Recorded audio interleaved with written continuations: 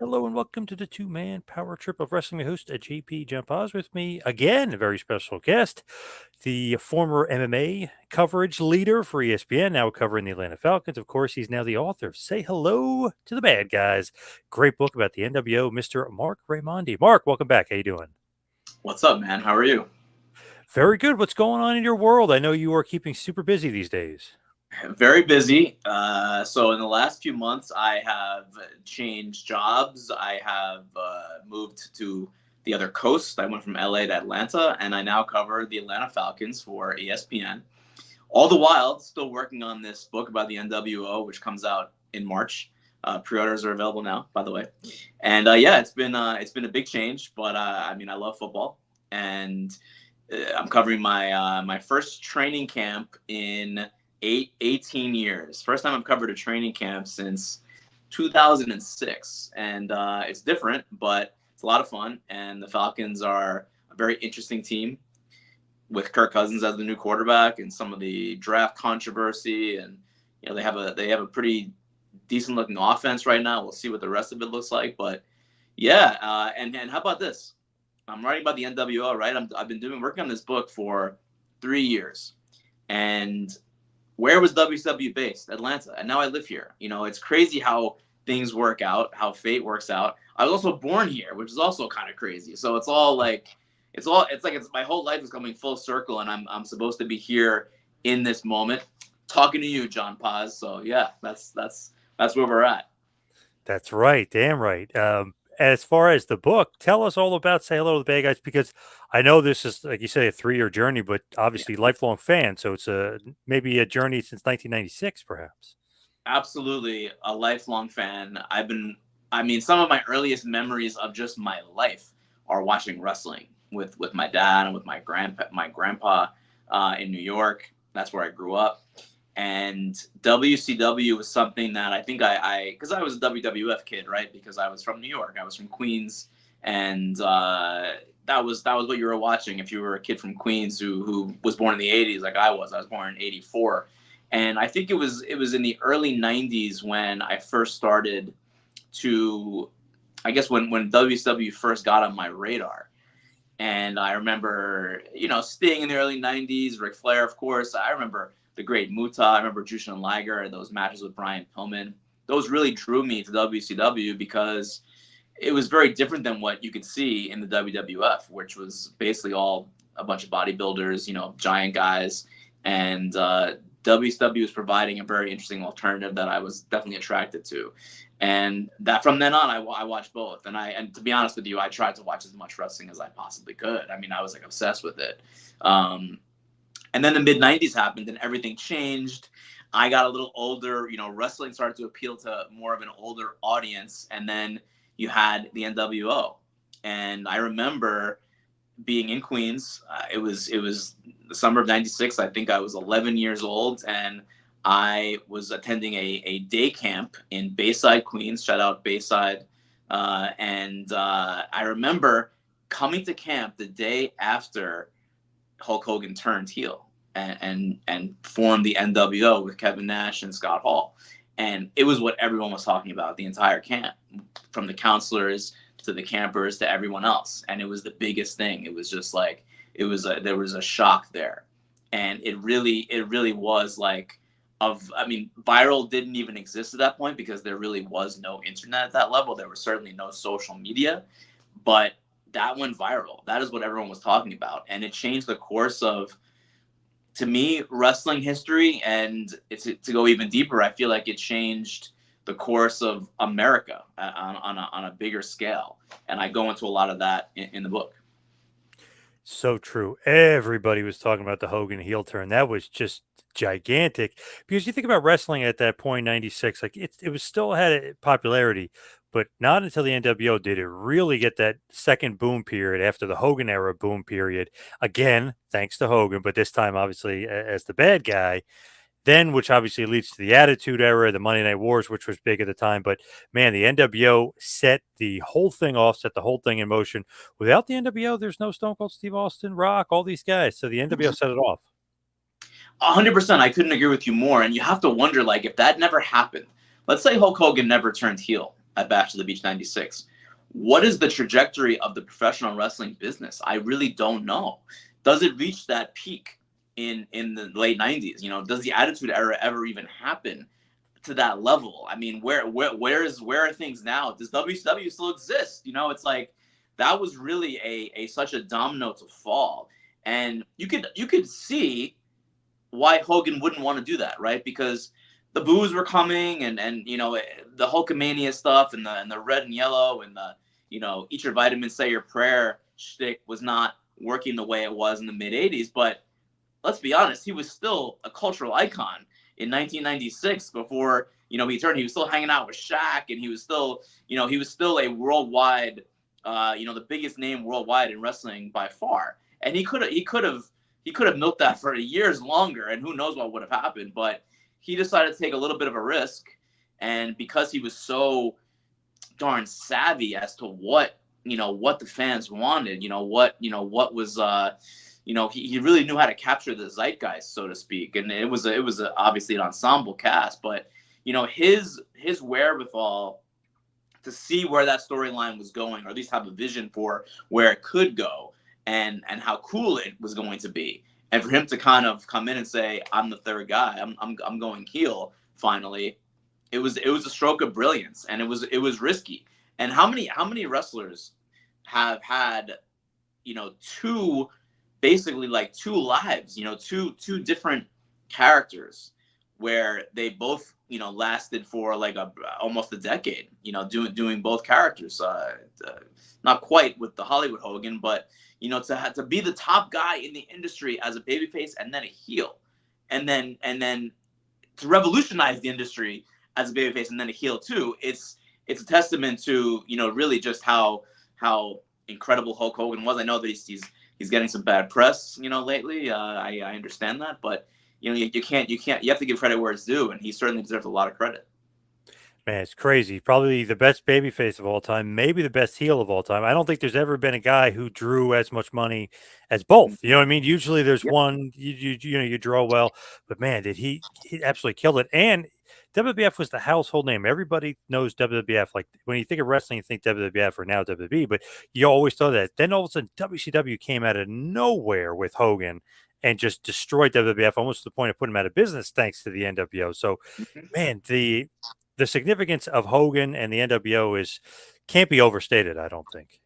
Yeah, 100%. I mean, think about it. So Hogan's run in WWF started in '84, '85 when he was really really big. When and then of course '86 with WrestleMania, and it lasted until '98, '99, where he was still at the top. He was at the top of the game. He was the biggest drawing star until about '98. So let's say that's like a good 13 years. I mean, Stone Cold started out as a really big draw in like '97, '98. His run was not 13 years. I mean, you go Yep. put 13 years. What about 2005? Could you imagine if Stone Cold's on the top of wrestling from '98 to 2005? That's like that's incredible. I think my math might be a little bit wrong there. 2000. I mean, I'm a writer, John Poz. I mean, I'm not a mathematician, but could you imagine if Stone Cold was on top for over a decade? Because that's what Hogan did, and he did it as a babyface and a heel. Insane. And then came back in '02 and was their biggest draw, which obviously Exactly. kind of led Austin to wanting to leave because this guy comes in and he's their top draw. So, Yep. yeah, I mean, just Hogan's just utterly amazing. And obviously, like you said, he's a cultural icon. So everybody knows who Hogan is. I mean, there's no doubt about it. Everybody just knows who he is. It's Yeah. crazy. Yeah, 100%. And I think I meant to say like 2013, right? Like that's the time frame or something like that. I'm not very good at this. I need a calculator, but my phone is stuck in this thing, and I'm talking to you. Yes, yes. You know what's funny? I was wearing an NWO shirt over the weekend, and I know you're upset right now. yes, NWO. Got a bunch of people, a bunch, not like one or two, a bunch of people.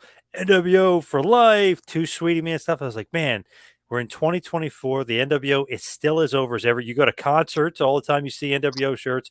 If you go to wrestling shows nowadays, people are still wearing NWO shirts. They're just over, God, for decades now.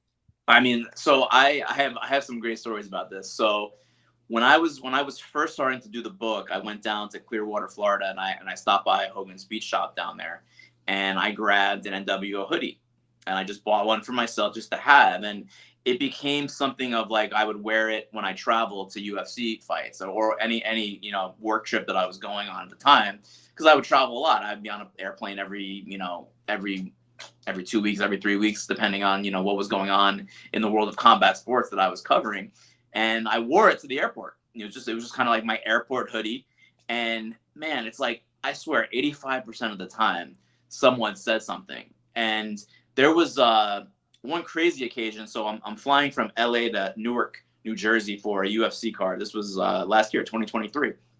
And it was like the first flight out in the morning. It was like 6 a.m. flight. So I roll into LAX. I'm exhausted. It's like 4:30 in the morning. Got my nWo shirt on, and I'm going through security and put my stuff on the belt. I'm walking through, and as I'm walking through, as I'm going to the metal detector, the TSA agent starts singing, humming the nWo theme song. As I'm going through the metal detector, I had like my own entrance music going to LAX. And on the way through, as I'm going through, he flashes, the Wolfpack sign, and I give him the Wolfpack sign. It's like 4:45 a.m. and he made my day. But how crazy is that? It's like you said, 2024. How many things exist that have had that kind of like lasting power, that really had made an impact and had an influence on people, that they remember it, they cherish it, they hold it dear to them. And the nWo was one of those things. And I have so many times people have said something, so many times. I was wearing a Wolfpack shirt a few weeks ago in Fort Myers, Florida, and the woman, by the way, I think TSA agents are all wrestling fans. That's from my experience. This Yes. woman Yep. was like, "Oh, finally a man with some fashion sense." As I'm walking up to the TSA, I mean, it's incredible. And the more that people said something to me or came up to me while I was wearing the hoodie or an nWo shirt, it just really like underscored how important this book was for people, and it kind of put more pressure on me in a way, because like this is something that really means something to people, and now it's my job to kind of deliver for the fans and for the people who hold that near and dear to them. So true. I was at a bar and the guy goes, "Hey man," like I didn't know who he was, and he goes, "For life," and I was like, "Yeah." I thought I read, like I knew him or something. He's like, "Nope," he just wanted to tell me for life. I was like, "Yes," it's just crazy, like almost like almost like unbelievable that people still like not only remember it, but they like get into it. You know what I mean? Like they really get like pumped up, like, yeah, man, for life, or hey, man, too sweet, or they love NWO, man. It's nuts. It's because it's like it's something more than just professional wrestling to people. I mean, I know that you and I obviously love pro wrestling, and some people, their love for pro wrestling is more like a latent love, right? It's like a lapsed love. Mhm. It's maybe not on the surface, 24/7, but there's such fond memories they have of watching it as kids or as young adults or in college, and everyone was watching it at that time. It really captured pop culture in a way that wrestling never had before, and in a way, honestly, that few things do. It really, I mean, it was just you couldn't go anywhere back then in 96, 97, 98, 99 without seeing an nwo shirt. You couldn't go to the mall, you couldn't go walk down the street without seeing like an Austin 316 shirt, or maybe even a DX shirt at that time. It really, really, it was so impactful, and people remember that so fondly of that time because it's nostalgia, right? It's like it's not just wrestling, but it's part of them. It's part of like who they were as kids, and there's something special about that pro wrestling can capture that not many other mediums can. So crazy. My another awesome story. My garbage man, so he got out because somebody put their garbage kind of where it shouldn't have been. He wasn't able to pick it up and like put it down where like basically on our street, everybody he just goes down the line and they Yeah, for some reason either the mailman hit it or something happened to it where it got out of place. So he gets out of the garbage truck and was like, "Oh no way, he's wearing an NWO shirt." And I just put up the thing and he, put up the NWO sign. He put it up. I was like, wow, even the garbage man's got it on. And then later on the day, I saw somebody at Wawa which is down the street, nice little yeah, store, of course. nice convenience store for food. A guy was running an NWO hoodie. I was like, "What in the hell is going Yep. on?" Everywhere with the NWO. It's like fashion statement. I just saw someone like maybe a week and a half ago. I'm at the gym in my building in Atlanta, and my gym overlooks the Beltline, which is kind of like a walking and like running and bicycle path in Atlanta that kind of like goes around the whole city. And I'm on the treadmill, and I see a guy walking by with his wife, and he's wearing an nWo shirt, and I'm like, I'm trying to like I wanted to get his attention, but I couldn't because I was on the treadmill and he was outside, and I was like, oh man, I was trying to take like a video of him. I was probably looking really creepy, actually, now that I think about Yeah. it. But it was just like, yeah, it's just cool to see that out in the wild, even now in 2024, because I see NWO shirts more in the wild now than I do any contemporary wrestling shirt. I see Yep. like a Roman Reigns shirt once in a while, a Bloodline shirt once in a while, but and there was a time like the Bullet Club shirts were pretty big, but Yeah. the NWO shirt has that lasting effect, man. It's just like something. It's just something special. Cultural phenomenon, no doubt about it. Even celebrities, Kendall Jenner, all these other random celebrities still wearing. I think it That's was right. was it Vanessa Hudgens recently? Somebody's wearing an NWO shirt recently too. So it's like, wow, even celebrities are getting in on this years later. I mean, it's great fashion, as that female TSA agent told me. It's. Yes. Yes. You think it's like the beauty of it? It doesn't look like a wrestling shirt, but it does. Like, is that the beauty of it too? It's like very cool. I think so. I think that is definitely one of the keys because it does not look like your typical wrestling shirt. It looks like something you kind of like. If you don't know what it is, it's kind of like that's interesting. That kind of draws my eye. It's just the simplicity of it too, like Yeah. the Austin 316 shirt too. Just very simple. Yep. White text on black background. Actually, funny story. So I interviewed obviously a bunch of people for the book, including some people who were in merchandise, marketing. Mike Weber, who was the head of marketing for WCW, and Kelly Merwin, who was one of the marketing and merchandising execs there. She said that at one point you could not buy just a plain black T-shirt in the United States in like the late '90s because WCW and the WWF they had bought them all up already. You literally could not buy a shirt that was just black to put something on or just a regular black T-shirt because they were already bought. Wow, it's crazy. And think about how it wasn't that easy to get shirts back then. Yes, it's easy because there were a million of them sold. But I mean, today I can literally go on my phone and click a button and get a shirt in 2 seconds, and it'd be mailed to me the next day. You know what I mean? Back Yep. then, it's a little bit different. You had to go to the shows, which we did a lot. But some of the stores had it, some of them didn't. Obviously, then they started licensing them, and they're available. But it's just insane that they sold that many amount of shirts when it wasn't as easy as it is today to sell these shirts. 100%. And the malls they had to deal with Spencer's Gifts, which is really big because as a kid, I remember I went to the mall a lot because when I was 13, 14, 15 because I couldn't go drink, so me and my friends just went to Yeah. the mall on the Yeah. weekend. Went to Roosevelt Field on Long Island, and we saw NWO shirts there and 316 shirts there, and yeah, it was just different times certainly, and then they would mail out like catalogs, right? That was how you would get stuff. Like they would send Yes. catalogs out to fans, and they had a whole separate NWO catalog Yep. that was completely different than the WCW catalog, which I thought was a really really nice touch. That's something that I learned in my reporting, and like it was a different phone number, it was a different like call center, it was a whole different operation to give off the idea that this really is not just the NWO is not just a subsidiary of WCW. It's really its own thing. So they were kind of like keeping kayfabe even on the business end of it, which I thought was really cool. Crazy. I still have that catalog. I have one good one that I didn't rip up. The other one I did rip up and send in. But man, I got the NWO shirt, the NWO hat, the pendant, the Mm-hmm. Kyle Petty shirt at one point, like Yep. the ripped Hogan one, which is so funny. People thought I ripped it. No, that's the way it came. It literally ripped. It's worth like $300 now, but I still have it. Like I That, bought everything off that damn catalog. We were obsessed with the NWO. It was just one of those things. We just like fell in love with them. They were unbelievable.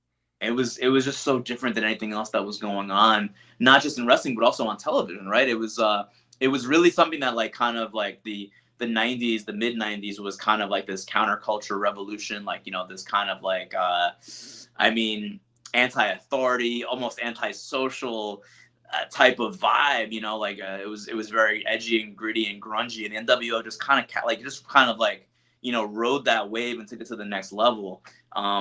And it was yeah, it was just like a pop culture uh entertainment, just yeah, just a supernova.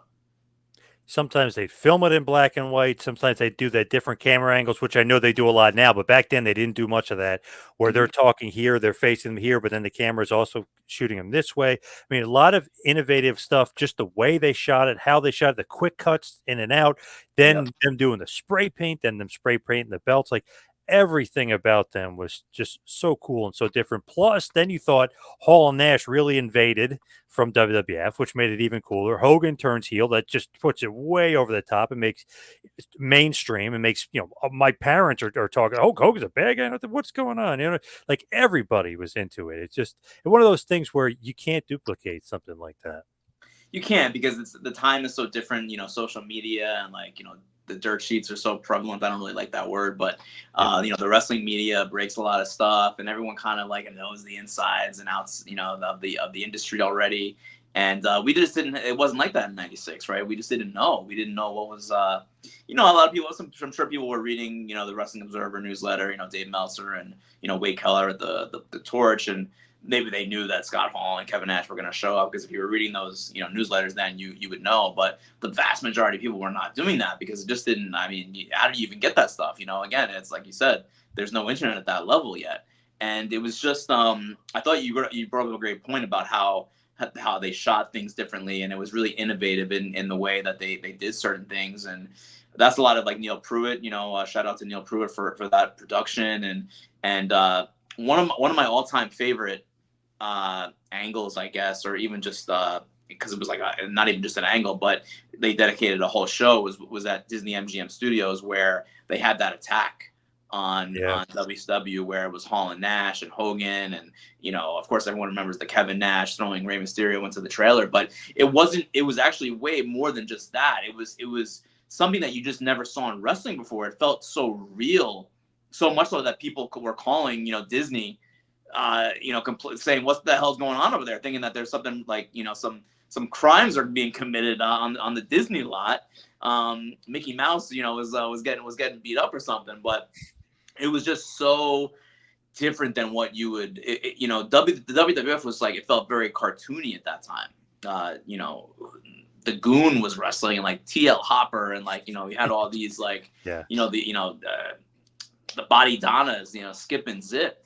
And over in WCW, they're murking people in the freaking parking lot. Like these guys are getting crushed with lead pipes and bats, and then Rey Mysterio is getting thrown like a lawn dart into a trailer. There was a level of violence that we hadn't really seen in wrestling. Everything kind of felt like cartoon violence, at least in the WWF. I know, of course, I don't want to forget like some of the territory stuff and like some of those bloody matches in the South, and in the Mid Atlantic and stuff in Florida. But as far as national promotions go, like the NWO took that violence and that edginess and grittiness to a whole different level.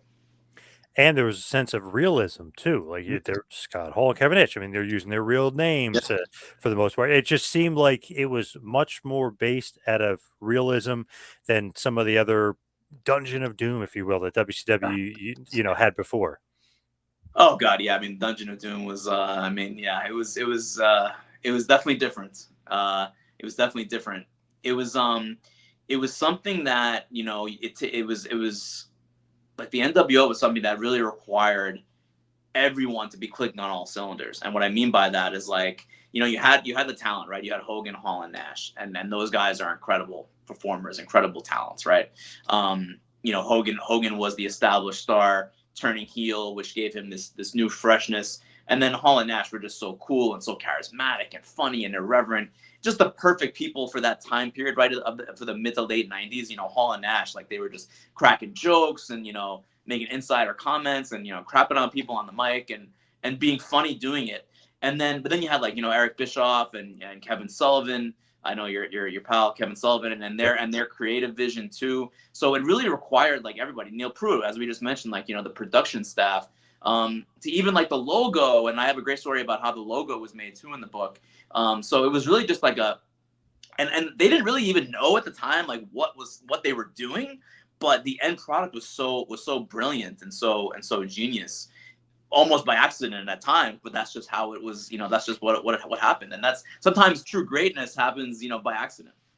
Yeah, you can't do it, script everything out. Sometimes it just has to be organically, and it just seemed like everything was rolling in the right direction for the NWO. Just as far as like who you interviewed for the book, though, who else did you get? Did you get all like the key players that you could get? I got as many people as I could, John Poz. I did not talk to Hulk Hogan or Kevin Nash, and I did talk to Kevin Nash a little bit, not as much, not as long as I would have liked. Unfortunately, he's got a lot of stuff going on in the last few years, and I understand and I respect that tremendously, and I wish him the best. And I'm a huge Kevin Nash fan. I always have been, and I always will be. Scott Hall as well. Of course, he passed before I started working on the book in earnest, so that's unfortunate, but.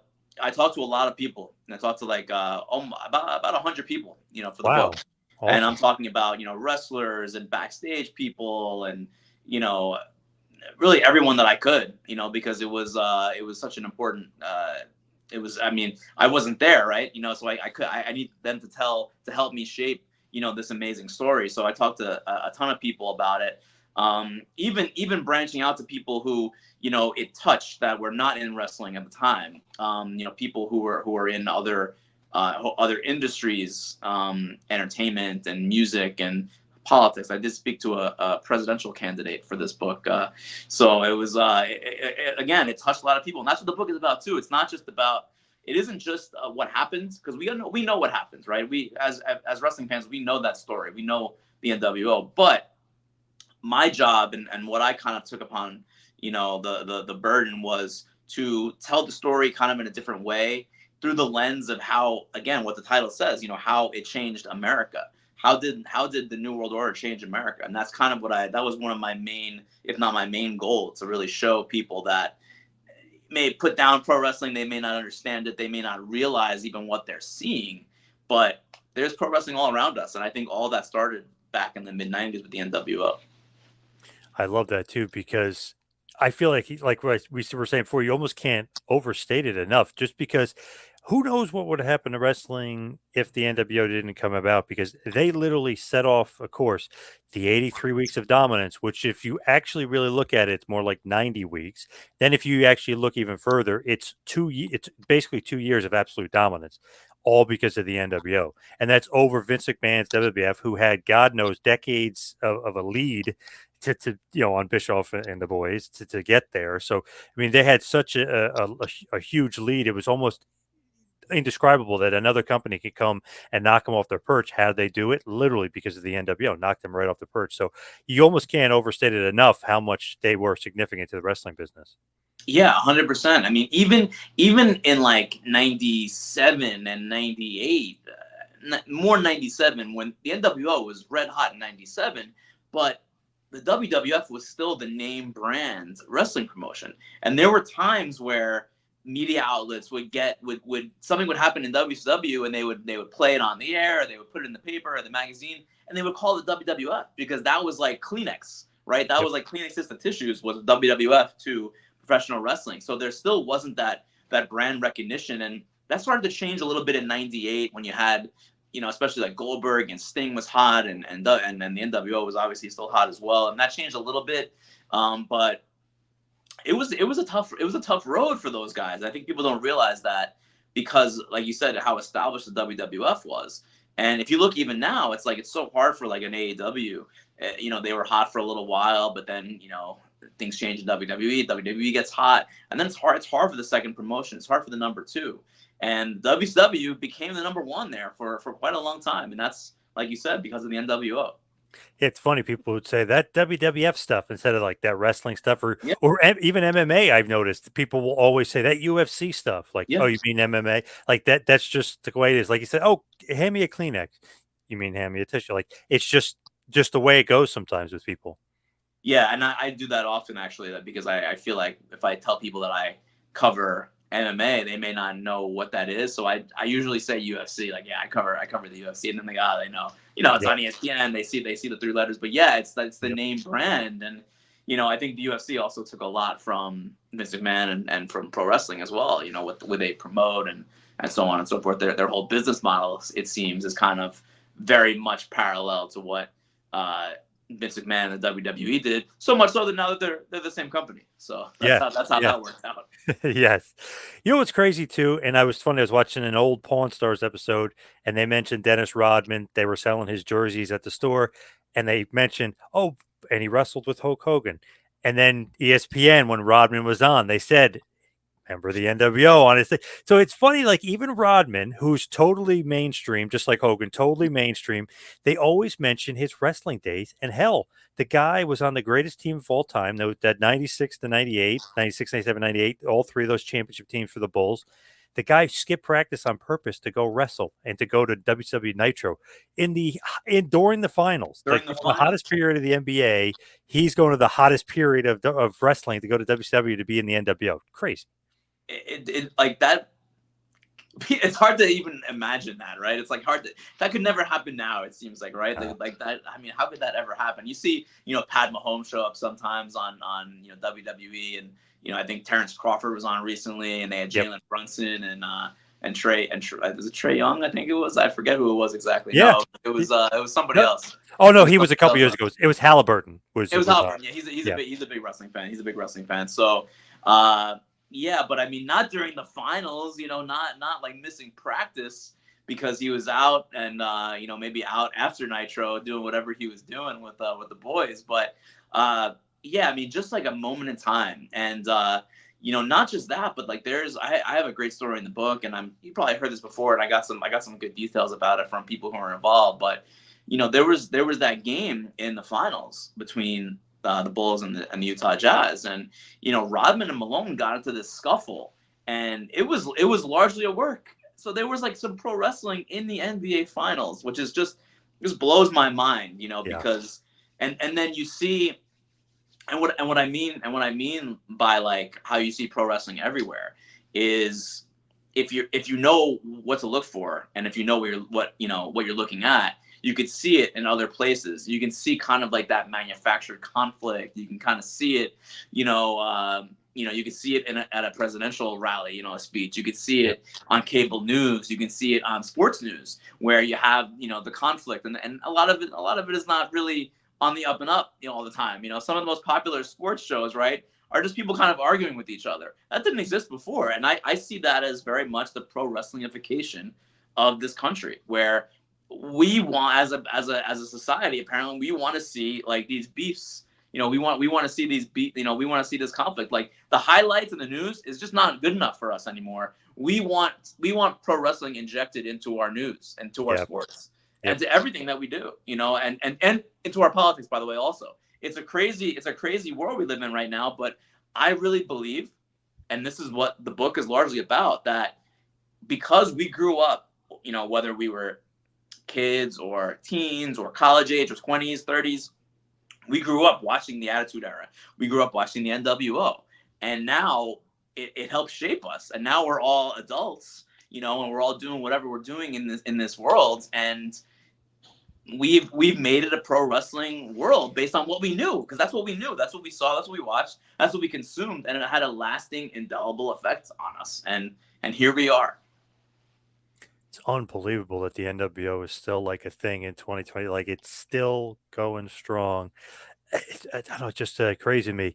But just as far as the book, what was the experience like when it's over? Like when you get everything, is it one of those things where it's like a culmination of everything, or are you like, man, I hope I got everything because this is so massive of a topic. I hope I got everything. What was your overall experience at the end? Well, I definitely wrote too many words. My initial manuscript was way over what it was supposed to be, because it was just like, how do you get all this stuff in? There's so much good stuff, and I talked to like almost 100 people, so it's like, how do I get all that detail in? And that's why editors exist, right? That's why Yep. you have to kind of like, because something especially like this, because this is a topic that is so meaningful to me just as an individual, as a person. And sometimes when that happens, like you don't, you're thinking emotionally rather than logically. So from an emotional standpoint, like you want to cram everything in, like this is amazing stuff, and it's like that's why you need editors to be like, yo, let's, we want people to read this. We don't want it to be 100 and something thousand words, but that's what it was. The initial manuscript was over 100,000 words, well over 100,000 words. So it was emotional, very emotional when I finished it. But I've definitely had this.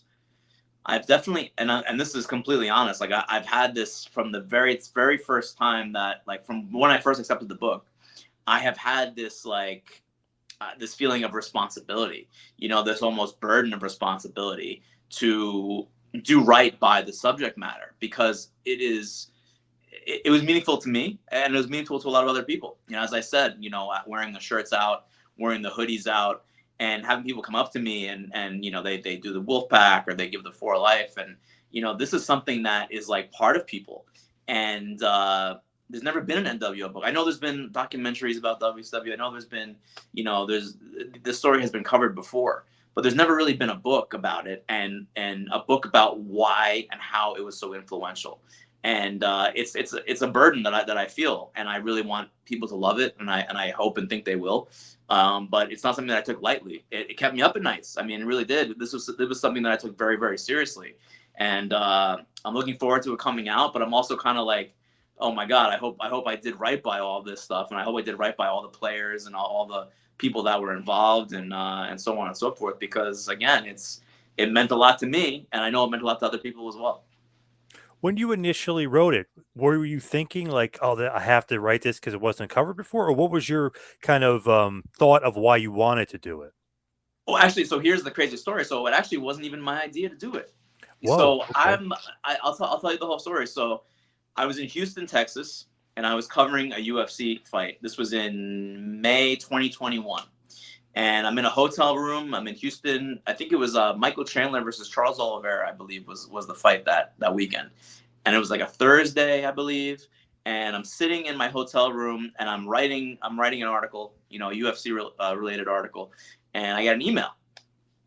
And the email is someone who says they are an editor at Simon and Schuster, and they want to know if I want to write a book about the NWO.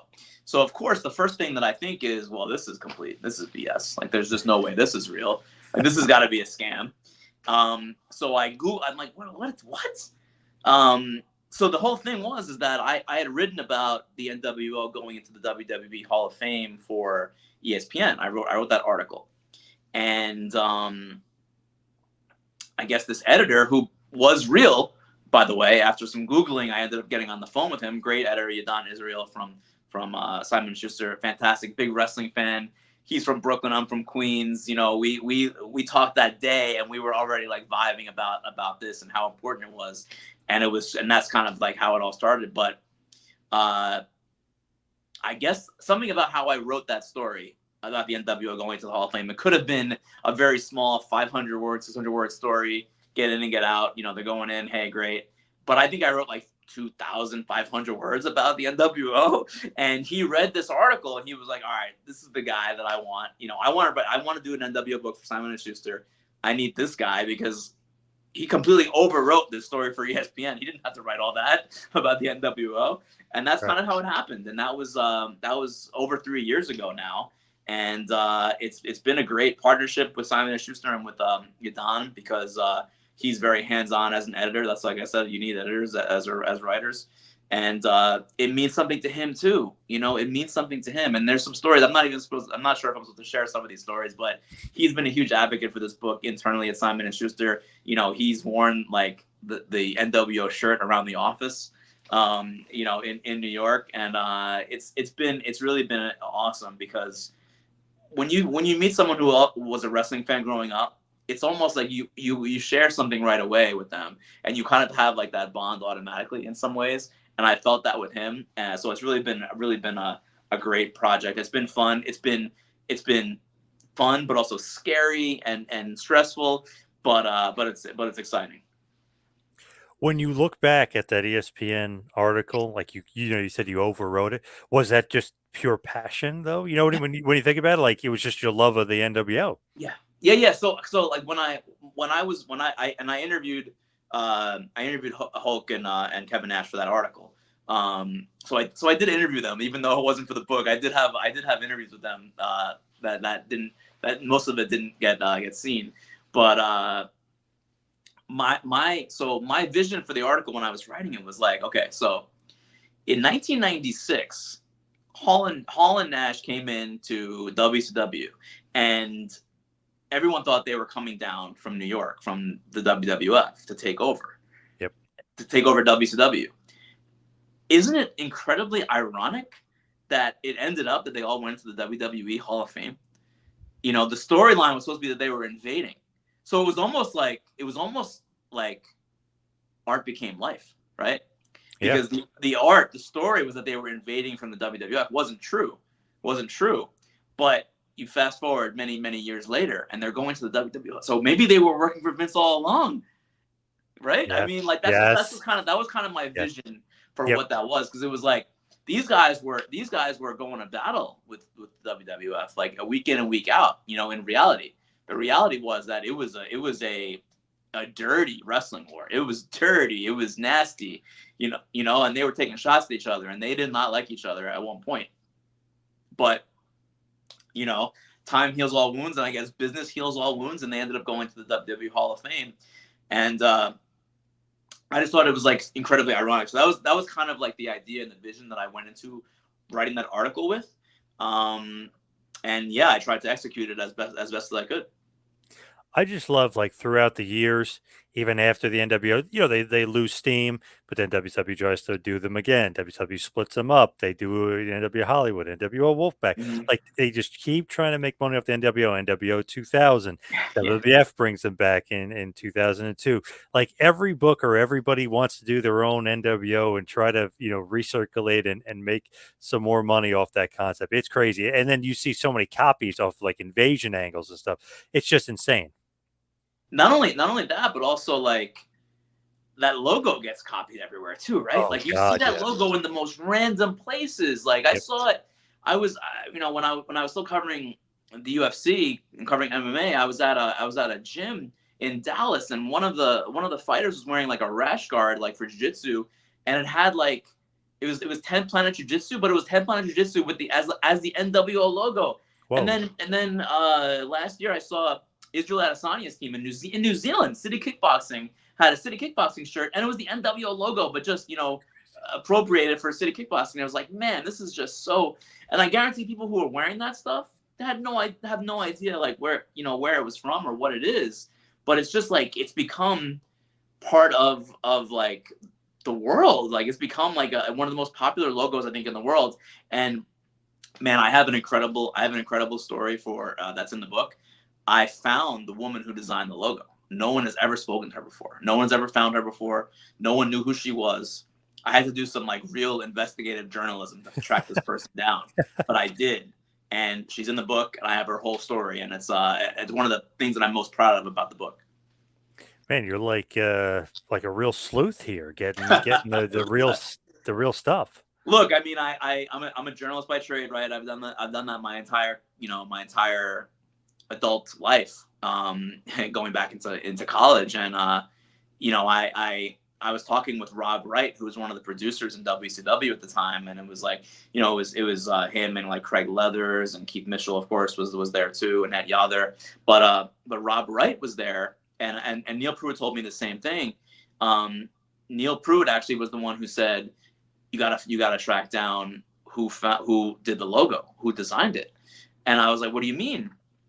And he was like, well, the producers, they had like an idea for what the logo would look like, but they were not actually the ones who designed it. It was this person that worked for a post-production studio that was their offices were at Disney MGM Studios at the time of the Olympics, when WCW was not in Atlanta because they couldn't be in Atlanta because of the Atlanta Olympics in '96.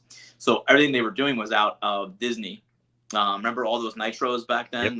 Yep. In like July and June of I think mostly July, but that's when the NWO really started. It was like during that period where they were down in Disney, and there was a post production studio that they didn't have their office in Atlanta, so they had to go to this post production studio and ask them, hey, can someone make a logo? And then it got made, and no one knew for the longest time. I spoke to Craig Leathers, to Rob Wright, to Eric Bischoff, and no one knew who this person was. And Eric Bischoff even told me, He's like, you're never gonna find this person. Like, it's just a random person. Like, no one knows who she is. No one knows her name, but it was a woman. Um, well, I found her. I found her, Eric. I told him. Yes. I told him that that I did, and Nice. yeah, and I knew that, and that was something that is it the most necessary thing to tell the NWO story? No, but it's like I think these are the details that no one knows, and crazy people like me who love this stuff want to know about. I love that. See, I love like the story behind the story behind the story. You know what I mean? Like Right. that stuff is so cool. And to think about it, like the simplicity of the little N, the big W, little O, but not so simple because it's just I don't know, it's just iconic to say the least. Completely iconic. And I'll give you a little tidbit. She had no idea how big it ended up being. She had no idea. Wow. In fact, when I told her how big it ended up being, like I could feel like her like take a deep breath because she didn't see any of those royalties. Oh my god, damn, that's just nuts. And think about it, WWE today, they release, the merch at the year end. Mm-hmm. They were in the top 5, top 10 like Oh every yeah. year for like God, the last few years at least Yep. selling millions of dollars worth of merch, which is funny because Hall, Nash, and Hogan weren't even getting a piece of that because WWE owns it now, or they only get a small chunk. But it's They crazy yeah. that that girl should get it. They no one was getting any of the NWO merchandise money back then in the 90s, except for Hulk Hogan and of course Wow. WCW as a company. And it was a point of contention. And then when those guys went to the WWE later on in the 2000s, then they signed a deal and they started getting royalties from it. But before that, when it was WCW, they were they were not getting anything except for Hogan. Bischoff wasn't getting anything. It was just the company and Hogan. It even produced like a an altercation in Japan because remember NWO Japan became really big, Yes. Yes. and those guys were getting Shono was like really upset that he wasn't getting any of the money from this, and it actually one of the funny stories is that Tiger Hattori, Tiger Hattori, the Yeah. referee Yep. who was in New Yep. Japan, he was like a liaison between like the U.S. Also like a legit wrestler he in New York because he spent a lot of his childhood in New York. He ended up having like a shoot like exhibition wrestling match in an Osaka bar with Eric Bischoff because things got heated with them about the freaking shirts and about the logo that the guys in Japan were not getting paid anything from the merchandise. They were selling so much in Japan. It was crazy in Japan. They were selling millions of dollars worth of shirts in Japan. It Yeah. became Yep. like streetwear in Tokyo. Like people who didn't even know what the NWO was were buying the shirts. So, another great story that Sonny Ono told me. So they were selling the T-shirts at New Japan shows, the NWO shirts, and people like fans would come, and they were selling them like outside the building, and the fans would come and they would buy just all the shirts, and they wouldn't even go to the show. They would leave. So Sonny Ono was like, "Why don't you got to put the merchandise stand inside the arena?" So they did that. They finally did that, and then fans would buy a ticket, go to the merchandise stand, buy all the shirts, and they would leave. They wouldn't even go to the show again. They just wanted to get the shirt. Wow. That's how big the shirt was in Yep. Tokyo. I mean, just madness. Like it's hard to kind of put it into to words, but that's a great story. That's nuts, man. People, even Japan, I mean, people were obsessed with the NWO. I mean, And I and I it's have a, I have a, I have a insane. personal story too for you, John Poz. So I'm in Yes. Japan. I was in Japan about a year and a half ago, and I was there to cover like the big MMA show on New Year's Eve. Stayed for a little bit with my wife, and I wore and again I'm wearing the hoodie because I wear this NWO hoodie everywhere. And I'm in line at like a restaurant, like a breakfast restaurant in Tokyo, and I get to the front of the line, and the host, who's Japanese, does not speak English, but he sees the NWO shirt and he's like, "Ah, oh, NWO," and I'm like, "Yes, yes," and he remembered it. He remembered it. We were talking like, and he didn't speak English, but we were talking about wrestling. We didn't speak the same language, but we spoke the same language. If that makes any sense, Yes. and I just thought Yes. that was like, man, how crazy the word. I'm like a million miles away from home, and there are people that shirt meant something to, that logo meant something to, and that storyline meant something to. Man, the international like language of pro wrestling, it's just crazy. It's incredible. I mean, it's just like I don't. I mean, there are few things that have that, right? There are a few things that have that, but pro wrestling is like it just feels like you're in this like club, and it's like there's like camaraderie among fans, and it bridges generations and it bridges cultures. So true. As we hit the wind in here, we head towards the finish. We could talk about the NWO for forever here. Probably we could just go on and on. But with this book, was there like a favorite part, just as far as putting it together? Oh God, I mean, it was a labor of love. I mean, everything was again, it was hard because I had a full-time job and I was covering the UFC, and combat sports while I was doing it. So it wasn't easy, but just the fact that I get to like write. I mean, this is it's just crazy for someone. I just love that stuff so much as a kid, and I wouldn't say as a kid. I love it now. I love professional wrestling, and I always have. So it's just like to have the opportunity to do something and share that with people. Like that's just it's just the best. I can't imagine anything better. It's just like the whole thing. There are parts of the book that you know that stand out among others, but I just think that the whole project, the whole ability to kind of share what the NWO has meant to me, and also how I believe it has affected like all of us in certain ways. I mean, it's just like it's just crazy like to get the opportunity to do that. It's like it's awesome. Like it's like I get a feeling of awe that I get to do that. Now, give one last push of why everybody should get the book. I would say I think a lot of people know this story before, and I've heard that criticism like, oh, why do we need a book? We've heard the story about WCW. This is going to be different. You know the story, but you don't know the whole story. Again, I interviewed about 100 people for this book, and I feel like there's a perspective that has been missing in some of the things that have come out, over the years, whether it's documentary or what have you. I'm a big fan of like, Guy Evans' book Nitro. I love that book too. Yeah, me too. I recommend that book to anybody, but this one's a little bit different because it kind of brings more into it kind of looks at it through the lens of like American culture and pop culture and really all parts of American society. Because I really believe that was the influence that the NWO had, and what pro wrestling had back in the '90s. So it's different than everything else, I believe. And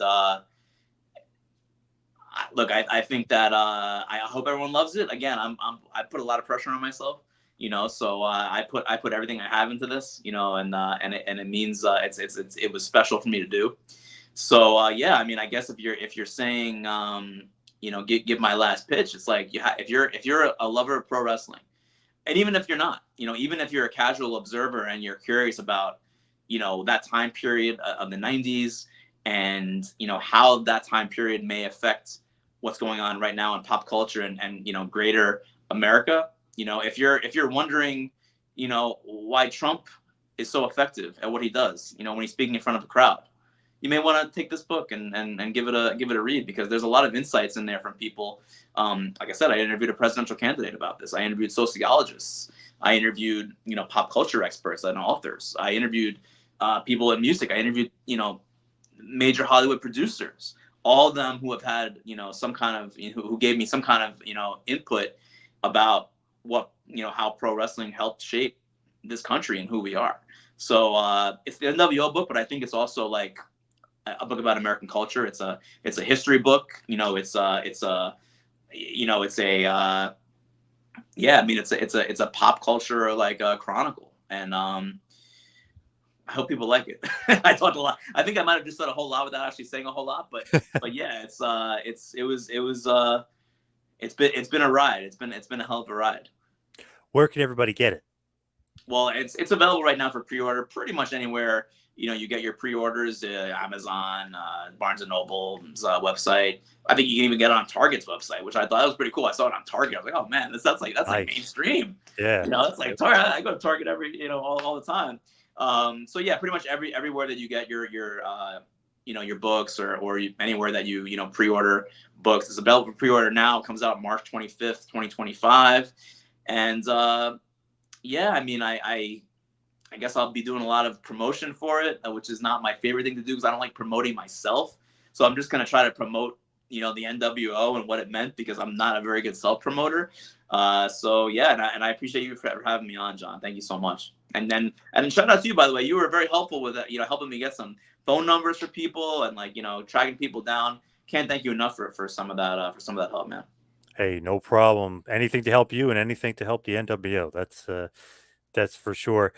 Say hello to the bad guys. How pro wrestling's new world order changed America. Mark, where can everybody find? Yes.